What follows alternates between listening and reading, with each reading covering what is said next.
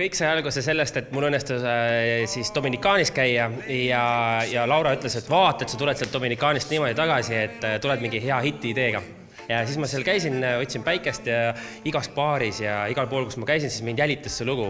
Ja siis ma mõtlesin, no mis lugu see on selline, ja siis vaatasin, et üle miljardi on seda vaadatud ka, et järelikult see toimib, et see tuleb kindlasti ära teha.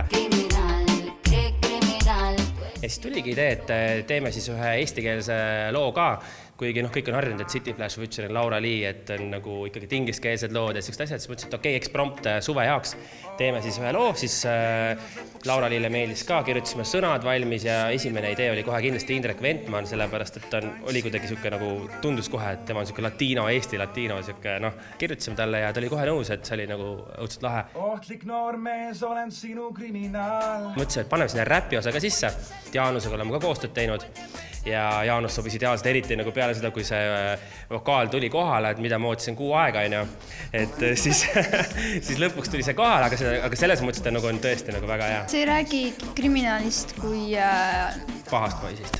Ta on nagu paha poiss, ta on samas nagu paha. Mitte nagu, kes röövib panka ja nagu tulistab relvad, vaid ta on nagu südamete kriminaal. Ta on selline, kes on lihtsalt natukene paha poiss, bad boy, what you gonna do? Nii lihtne on kirjutada inglise keeles sõnu ja inglise keeles laulda ja eesti keeles üldse need häälikud on nii teistsugused, et tulevad kuskilt hoopis teisest kohast nii nagu veider on hääl on kohe hoopis teistsugune, kui sa laulad teises keeles, see muudab täiesti tämbri ja kõik ära, nii et midagi uut. Ise on pärit Eestist ja siis laulab teises keeles, see on tõesti midagi uut. Olen paha poiss, see kellel lendavad poiss, keda vajad poiss, kes siin tulluks ajab poiss. Ma lihtsalt ükspäev istusin maha ja mõtlesin, et see salm võiks kuidagi nagu lahe olla, et ta oleks nagu mingi tavaline, et siis ma leidsin, et iga sõna või iga lause lõpus võiks olla sõna poiss. Ja aus alati sama poiss, olen su südames sõber, mitte nagu su vana poiss. Ehk siis nagu paha poiss, sellega saab alguse ja siis kuni lõpuni välja, siis, et kes ma siis olen ja mis ma siis nii-öelda teen. Kas Jaanus on ise ka pigem paha poiss? No, ma ei tea, võib-olla kunagi olin, enam mitte. Ma olen väikse tütre isa, ma ei saa olla enam paha poiss.